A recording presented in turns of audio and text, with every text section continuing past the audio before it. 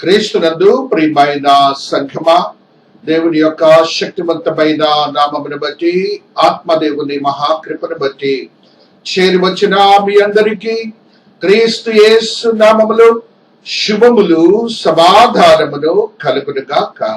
ఆమేన్.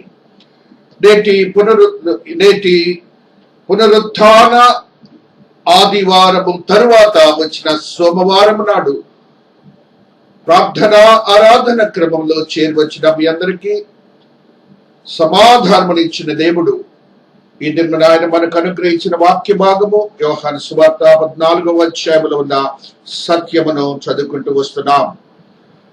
16వ వచనము 14వ అధ్యాయం. నేను తండ్రిని వేడుకొందును, మీ యొద్ద ఎల్లప్పుడూ నుండుటకు ఆయన వేరు కాదరణకర్తనగా సత్య స్వరూపిగా ఆత్మను మీకు అనుగ్రహించును. లోకము ఆయనను చూడదు, ఆయనను ఎరుగదు కనుక ఆయనను పొందనేరరు. మీరు ఆయనను ఎరుగుదురు, ఆయన మీతో కూడా నివసించును, మీలో ఉండును. మిమ్మును అనాథులనుగా విడువను, మీ యొద్దకు వత్తును. కొంతకాలమైన తరువాత లోకము నన్ను మరి ఎన్నడును చూడదు. దేవునికి స్తోత్రాలు. దేవుడు ఈ దిన ఉదయ కాలంలో మనకిస్తున్నటువంటి అద్భుతమైన శక్తివంతమైన వాగ్దానాన్ని మనం స్థిరపరచుకుందాం. దేవునికి స్తోత్రాలు. ఆయన ఇస్తున్న వాగ్దానము పరిశుద్ధాత్మను మీతో ఉంచుతాను అని అంటున్నాడు. అంటే దేవుడే నీతో ఉంటానని ఒక ఆశ్చర్యకరమైన వాగ్దానం అయి ఉంటున్నది.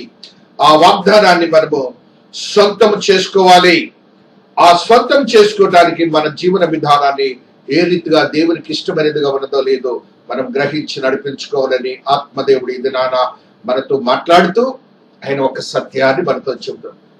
మిమ్ములను అనాథులుగా విడువను. దేవుడిచ్చే వాగ్దానం ఎప్పుడైనా కూడా స్థిరపరచబడుతుంది. మాకేమి లేదు, మాకెవ్వరు లేరు, ఈ లోకమంతా మాకు విరోధంగా ఉన్నది. కుటుంబాల్లో స్నేహితులు, బంధువులు, లేకపోతే ఇరుగు పొరుగు వారు మాకు ఇబ్బంది కలుగ చేస్తున్నారు, మాకు చేసేవారు లేరని అనుకున్న వారందరికీ ఇది దినాన దేవుడిస్తున్న వాగ్దానం ఏంటంటే అనాథులుగా విడువను. అనాథులుగా విడవనని దేవుడు నీతో నాతో మాట్లాడుతున్నాడు. కాబట్టి నీవు ధైర్యంగా ఉండాలి. అట్టి పరిశుద్ధాత్మను పొందాలని దేవుడు చెబుతూ మరొక వాగ్దానాన్ని చెప్తున్నారు. చూడండి, ఆయన దేశంలో నన్ను ఎరగని వారైతే తెలుసుకోలేరు, కానీ మీరు మాత్రం నన్ను తెలుసుకుంటారు, మీతో ఉంటానని దేవుడు చెప్తూ ఉన్నారు. అయితే ఆయన అంటున్నాడు, చూడండి, ఒక సత్యాన్ని మనం చూస్తూ వస్తున్నాం. అయితే లోకము ఆయనను చూడదు, ఆయనను ఎరుగుదు కనుక ఆయనను పొందనేరదు. మీరు ఆయనను ఎరుగుదురు, ఆయన మీలో కూడా నివసించును. దేవునికి స్తోత్రాలు. కాబట్టి దేవుడు మనతో నివసిస్తారు అనే విశ్వాసాన్ని మనం స్థిరపరచుకోవాలి. మన పరిశుద్ధమైన జీవితాన్ని కలిగి ఉండాలి. దేవుడిచ్చిన వాగ్దానం ఏంటంటే పరిశుద్ధాత్మను మీకు అనుగ్రహిస్తానన్న వాగ్దానాన్ని ఆయన సిద్ధపరిచి స్థిరపరిచాడని ఆ రీతిగా దేవుడు వాక్యంలో సెలవిచ్చినప్పుడు ఎహెజ్కేలు భక్తుడు ఒక సత్యాన్ని మనకి ఈ దినాన తెలియజేస్తున్నాడు. 36వ అధ్యాయంలో ఒక సత్యాన్ని మనం చదువుకుంటూ వస్తున్నాం. 27వ వచనము. ఆ పరిశుద్ధాత్మ దేవుడు నీతో ఉండాలి అని అంటే మొట్టమొదటిగా నీవు నీ శరీరాన్ని ఏ రీతిగా దేవుడి కొరకు సిద్ధపరచాలని చెప్తున్నప్పుడు ఆ వచనాన్ని నేను చదువుతాను. నా ఆత్మను మీ అందుంచి నా కట్టడలను అనుసరించి వారిని గాను నా విధులను గైకొను గాను మిమ్మల్ని చేసేదను. ఆయన కట్టడలు, విధులు బైబిల్ గ్రంథంలో ఆశీర్వాదాలే కాదు, నీకు రక్షణే కాదు, నీ జీవన క్రమం ఎలాగుండాలంటే you should have to strive according to the principles and the act and rules of the God. ఆ దేవుని యొక్క అజ్ఞానుసారము జీవించాలంటే ఆయన విధులు కట్టడలు చేయాలి అని అంటే పరిశుద్ధాత్మ మనతో ఉండాలి. ఆ పరిశుద్ధాత్మ దేవుడు నీకు ఇస్తానని నీ విధులను బట్టి నువ్వు జీవించడానికి, దేవునికి ఇష్టమైన వాడిగా జీవించడానికి ఆయన నేను సిద్ధపరుస్తున్నాడని నువ్వు గమనించాలి. ఆ రీతిగా దేవుని యొక్క వాక్యములో సత్యాన్ని నీవు గమనించినప్పుడు మరొక సత్యాన్ని దేవుడిస్తున్నాడు. ఆయన విధులను నువ్వు చేసినప్పుడు నీకు అనుగ్రహించబోతున్నటువంటి సత్యం ఏంటంటే రోమీలకు రాసిన పత్రిక 8వ అధ్యాయంలో ఉన్న సత్యాన్ని ఈ రీతిగా చదువుకుంటూ వస్తున్నాం. 8వ అధ్యాయంలో ఆత్మదేవుడు ఈ రీతిగా నీతో నాతో మాట్లాడుతున్నాడు. దేవుని యొక్క మహాకృపను బట్టి 8వ అధ్యాయము 9వ వచనము, దేవుని ఆత్మ మీలో నివసించి ఉన్నాడలా, జాగ్రత్తగా వినండి, మీరు ఆత్మ స్వభావము కలవారే కానీ శరీర స్వభావం కలవారు కారు. ఎవడైనను క్రీస్తు ఆత్మ లేనివాడైతే వాడు ఆయన వాడు కాడు. దేవునికి స్తోత్రాలు. నీవు దేవుని యొక్క పరిశుద్ధాత్మతో నింపబడితే ఆయన వాడివైపోయావు. నీవు దేవుని సొత్తు అయిపోతావు. అంత మాత్రమే కాదు, నీ లైఫ్ స్టైల్ అంతా ఎలాగుంటుందంటే దేవుని స్వభావము, ఆత్మ స్వభావమే. దేవుడు ఆత్మ మనకు తెలుసు. ఆదికాండం 1వ వచనము 1వ అధ్యాయంలో ఆత్మ అటు ఇటు సంచరించుచుండును, అల్లాడుచుండును అనే మాటను మనం చూస్తున్నాం. నీ తండ్రి అయిన దేవుడు ఆత్మ అయి ఉన్నాడు. ఆత్మ నీలో నివసిస్తుంది. ఆత్మ స్వభావం నీకు ఇస్తుంది. దేవునికి స్తోత్రాలు. ఈ యొక్క లోకములో ఉన్నటువంటి అపవాది క్రియలు నీకు ఏ మాత్రమును ఏమి చేయలేవని గుర్తించాలి. మనందరం ఎప్పుడు చదువుకుంటాం. 1 కొరింథీ 3వ అధ్యాయంలో ఉన్న 16వ వచనం చదువుకున్నప్పుడు మన యొక్క అద్భుతమైనటువంటి శక్తివంతమైన స్థితిని నీకు దేవుడు అనుగ్రహించినాడు. మీరు దేవుని ఆలయమై ఉన్నారనియు దేవుని ఆత్మ మీలో నివసించున్నాడనియు మీరు ఎరుగరా. అంతే. నువ్వు ఎప్పుడైతే దేవుని యొక్క ఆత్మను, ఆత్మ స్వభావాన్ని పొందుతున్నావో ఆయన నీలోనికి వచ్చేసి నీ శరీరంలోనే ఉండి నిన్ను నడిపించే దేవుడిగా ఉంటున్నాడు. దేవునికి స్తోత్రాలు చెల్లించుకుంటున్నాం. అట్టి శక్తివంతమైన దేవుని యొక్క వాగ్దానాన్ని మనము స్థిరపరచుకోవాలి. మరి యొక్క వాగ్దానం కూడా ఇస్తున్నారు చూడండి. అదే అధ్యాయంలో, ఎవడైనా దేవుని ఆలయమును పాడు చేసిన దేవుడు వారిని పాడు చేయను. దేవుని ఆలయము పరిశుద్ధమైనది, మీరు ఆలయమై ఉన్నారు. ఈ శరీరం అనే ఆలయాన్ని పాడు చేయడానికి ప్రయత్నం చేసే ఈ లోకరీతిగా ఉన్నటువంటి బ్యాడ్ హ్యాబిట్స్, ఈ లోకరీతిగా ఉన్న శరీర స్వభావాలు, ఎవడైనాను వాడిని పాడు చేయడానికి ప్రయత్నం చేస్తే దేవుడు వాడిని పాడు చేస్తానని చెప్తున్నాడు. జాగ్రత్త సుమి. అంత మాత్రమే కాకుండా దేవుడు మరి యొక్క వాగ్దానాన్ని ఇస్తున్నాడు. 1 యోహానులో ఆయన ఇచ్చినట్టు వాగ్దానాన్ని మనం స్థిరపరచుకున్నాం. 2వ అధ్యాయంలో ఉన్న సత్యాన్ని ఈ రీతిగా చదువుకుంటూ వస్తున్నాం. 2వ అధ్యాయము 27వ వచనము, అంత మాత్రమే కాకుండా you are being anointed by the Holy Spirit God. నువ్వు అభిషేకించబడిన వాడివి, అంటే ప్రత్యేకించబడిన వాడివి దేవుని కొరకు. ఏ రీతిగా చెప్తున్నాడో చూడండి. అయితే ఆయన వల్ల మీరు పొందిన అభిషేకము మీలో నిలుచుచున్నది కనుక ఎవడును మీకు బోధింపనక్కరలేదు. ఆయన ఇచ్చిన అభిషేకము సత్యమే కానీ అబద్ధము కాదు. అది అన్నిటిని గూర్చి మీకు బోధించిన ప్రకారముగాను ఆయన మీకు బోధించిన ప్రకారముగాను ఆయనలో మీరు నిలుచుచున్నారు. అటు ఇటు ఆయనలో నిలుచుచునే స్థితి అభిషేకం ద్వారా మనం పొందుతున్నాం. అంత మాత్రమే కాకుండా మన మనస్సు, స్వభావము, మాటలు, మన యొక్క స్థితిగతులన్నీ కూడా మారిపోతాయి. ఆయన యొక్క ఆత్మ బోధనలోనికి మనం వెళ్ళిపోతాం.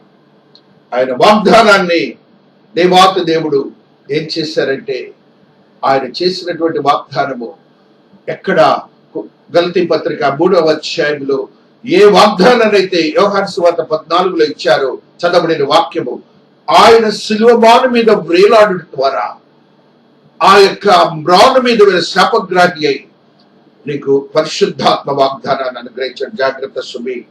ఆయన శరీరమున గాయములు, తలకు గాయములు తగిలిన ఆయన అనుగ్రహించినటువంటి ఈ వాగ్దానాన్ని మనం సిద్ధపరచుకొని స్థిరపరచుకుందాం. తద్రీతిగా పరిశుద్ధాత్మ వశ్యలై జీవిద్దాం, పరిశుద్ధాత్మను కలిగి జీవిద్దాం. ఆత్మతో నింపబడిన స్థితిగతులు, దేవాతి దేవుని యొక్క కృపను ప్రచురపరిచే వ్యక్తులుగా మనం ఉందాం. దేవునికి ఇష్టలుగా మనం సిద్ధపరచుకుందాం. ఒకవేళ నువ్వు ఆత్మ నీతో ప్రతినిత్యము ఉంటుంది, ఎప్పుడైతే దేవుడికి ఇష్టం లేని క్రియలు నువ్వు చేస్తావో అప్పుడు ఆత్మదేవుడు నిన్ను వదిలి వెళ్ళిపోతాడు. దేవుడు చెప్తున్నటువంటి వాగ్దానము ఆదిలోనే ఆయన చెప్పారు. 6వ అధ్యాయము 3వ వచనాన్ని మనం చూసినప్పుడు ఒక సత్యాన్ని ఆత్మదేవుడు ఈ రీతిగా మనతో మాట్లాడుతూ వస్తున్నాడు. అప్పుడు యెహోవా, అప్పుడు దేవుడు అంటున్నాడు చూడండి, నా ఆత్మ నరులతో ఎల్లప్పుడూ వాదించదు. వారు తమ అక్రమ విషయములో నరమాత్రులై ఉన్నారు. నరమాత్రుల యొక్క స్థితి ఏంటంటే అక్రమాలు చేయటం, దేవునికి ఇష్టం లేని క్రియలు చేయటం. ఆ దేవదూతలు ఆ యొక్క మనస్తత్వమును కలిగి ఉన్నారని దేవుడు చెప్తున్నాడు. కాబట్టి అక్రమమైనటువంటి స్థితిగతిలో నువ్వు వెళ్ళావనుకో, తప్పులు, పాపాలు, దోషాలు, దేవునికి ఇష్టం లేనివి, వాక్యానుసారం జీవించటకు ఉండుట, నీ యొక్క క్రమ పద్ధతులు మార్చుకొని జీవించుట, స్వార్థపూరితమైన జీవితం ఉన్నప్పుడు దేవుడు ఆ క్రియల నుంచి మిమ్మల్ని దూరపరిచి ఆయన నిన్ను వదిలి వెళ్ళిపోతాడు. కాబట్టి జాగ్రత్త సుమి, ఆయన నీయందే ఉండాలి. 1 సమయంలో కూడా ఆ దావీదు భక్తుల గురించి తెలియజేస్తున్నాడు. 1 సమయాలు 16వ అధ్యాయము 14 వచనములు ఆయన మాట్లాడుతున్న మాటని దావీదుకి, సమయాలకి, ఆ సౌలుకి వచ్చినటువంటి సమస్యను బట్టి ఆయన చెప్పినటువంటి స్థితిని ఈ రీతిగా మనం చదువుకుంటూ వస్తున్నాం. 14 వచనములు, యెహోవా ఆత్మ సౌలుని విడిచిపోయి యెహోవా యొద్ద నుండి దురాత్మ ఒకటి వచ్చి అతన్ని వెరిపింపగా. ఆ పైన 13వ వచనము, సమూయేలు తైలపు కొమ్మును తీసి వారి సహోదరులు ఎదుట వారిని అభిషేకం చేశారు. నాటి నుండి యెహోవా ఆత్మ దావీదు మీదకి బలముగా వచ్చెను. తర్వాత సమూయేలు లేచి రామాకు వెళ్ళిపోయాను. అక్కడేమో అభిషేకము చేయబడి దావీదు భక్తుని యొక్క శరీరంలోనికి పరిశుద్ధాత్మ దేవుడు వెళ్ళిపోయాడు. సౌలులో ఏ ఆత్మ ఉన్నదో ఆ ఆత్మ విడిచి వెళ్ళింది. ఆయన చేసిన తప్పిదములను బట్టి మనం ఆ రీతిగా ఉండకూడదు. మన 51వ అధ్యాయము కీర్తనలో కూడా పరిశుద్ధాత్మ దేవుడు దావీదు భక్తుల ద్వారా ఒక సత్యాన్ని మనకు తెలియజేస్తూ ఉన్నాడు. ఆ సత్యం ద్వారా మనం చూస్తున్నటువంటి స్థితి ఏమిటంటే 51 మొట్టమొదటిగా మనము 9వ వచనాన్ని చదువుకుంటూ వస్తున్నాం. నా పాపములకు విముఖుడము కమ్ము, నా దోషములన్నిటినీ తుడిచివేయము. దేవా, నా యందు శుద్ధ హృదయము కలుగ చేయము, నా అంతరంగంలో స్థిరమైన మనస్సును నూతనముగా పుట్టించము. నీ సన్నిధిలో నుండి నన్ను త్రోసివేయకము, నీ పరిశుద్ధాత్మను నా యొద్ద నుండి తీసివేయకము. దేవా, నా రక్షణకర్త దేవా, రక్తాపరాధం నుండి నన్ను విడిపింపము. మాట్లాడుతున్నాడు. దోషములు, పాపములు అడ్డమొచ్చి ఆత్మ వెళ్ళిపోతుంది, పరిశుద్ధాత్మ దేవుడు వెళ్ళిపోతాడు. మనం ఆయన్ను కలిగి ఉన్నాం. ఆ రీతిగా మన జీవితాలని గడుపుకొని ఈ దిన వాక్యం ద్వారా సిద్ధపరచబడినటువంటి విశ్వాసులుగా, సాక్షాత్తమైన బిడ్డలుగా ఈ లోకానికి మనము బలపరచబడి జీవిద్దాం. దేవుడి పరిశుద్ధ వాక్యమును దీవించి ఆశీర్వదించును గాక. ఆమేన్. ప్రార్థించుకుందాము. శక్తివంతమైన దేవా, మీ పాద సన్నిధిలో ఉన్నాం తండ్రి. ఈ ఉదయకాల సమయంలో నైనా మీరు మాతో మాట్లాడిన విధానాన్ని బట్టి స్తుతులు, స్తోత్రాలు చెల్లించుకుంటున్నాను. నైనా అపవాదిని మీరు తరిమి వేసిన విధానాన్ని బట్టి స్తోత్రాలు. మీ కృపలో మమ్మల్ని భద్రపరుస్తున్న విధానాన్ని బట్టి కృతజ్ఞతలు చెల్లించుకుంటున్నాను. ఆత్మదేవుని ఆత్మశక్తి స్థిరపరిచి కృపలో భద్రపరచబడను గాక.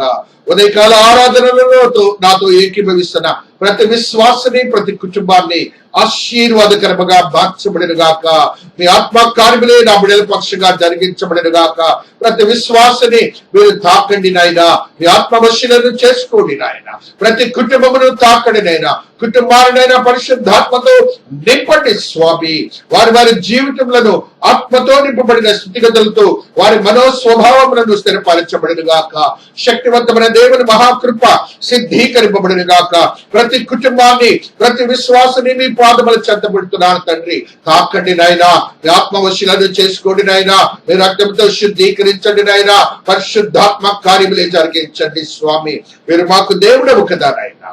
అట్టి దేవునే నేను ప్రార్థిస్తున్నాను. ఈ యొక్క శక్తి నా బిడ్డలతో స్థిరపరచబడి ఆత్మతో నింపబడిన గాక. మహోన్నతమైన కార్యములే నా బిడ్డల పక్షంగా జరిగించబడిన గాక.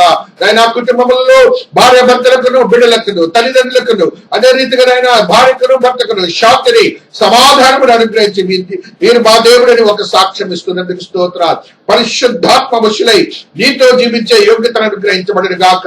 శాంతి సమాధానాలతో వారు నింపబడిన గాక. చీకటి అంధకార శక్తులు యేసు నామములో విడుదల చేయబడిన గాక.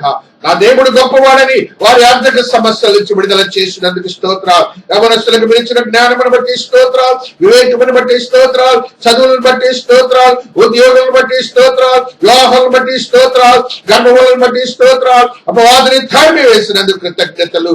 అద్భుతమైనటువంటి దేవుని మహాకృప వారికి నేను వివాహం ద్వారా అనుగ్రహిస్తున్నందుకు స్తోత్రాలు, ఉద్యోగములు అనుగ్రహించినందుకు స్తోత్రాలు, వారికి చదువుకు తగినటువంటి జ్ఞానం దయచేశారు నైనా, అటు ఉద్యోగములు కూడా త్వరలో ఇస్తున్నందుకు స్తోత్రాలు. మీరు మనుషులను పంపించే దేవుడు ఆయన, అట్టి స్థితి నా బిడ్డలకు అనుగ్రహించబడను గాక. గర్భములు తెరిచారు నాయన, ఆరోగ్యాలు దాయిచేయండి, మీ కృపలో భద్రపరచండి నాయన. కుటుంబాల్లో వృద్ధులు ఉంటున్నారు నాయన, ఆశీర్వదించండి, ఆరోగ్యములు దాయిచేయండి, వారి యొక్క వృద్ధాప్య బడలకు నుంచి విడుదల చేయండి నాయన. ఉద్యోగములు దయచేసి నా బిడ్డలకు నాయన ఆర్థిక స్తోమతలు నాయన మీరు అనుగ్రహించిన కృప, పెద్దలను ప్రేమించే యోగ్యత యవనస్తులు కూడా దాయిచేయబడిన గాక. వృద్ధులుగా ఉన్న స్త్రీలు ఉన్నారు నాయన, వారి భర్తను కోల్పోయిన వారు ఉన్నారు, ఆశీర్వదించండి. ప్రతి బిడ్డను ఆశీర్వదించి కృపలో భద్రపరచబడిన గాక. ఆత్మకార్యములే జరిగించబడను గాక. భార్యలు కోల్పోయిన బిడ్డలు ఉన్నారు, వృద్ధులుగా ఆశీర్వదించండి నాయన. ఆత్మకార్యములే జరిగించండి నాయన. ఆత్మశక్తి దాయిచేయండి నాయన. మీరు మహాదేవుడు నాయన. ఆ బిడ్డలైన కుటుంబాల్లో వృద్ధులుగా ఉండి అనారోగ్యంతో బాధపడుతున్న వారు ఉన్నారు తండ్రి.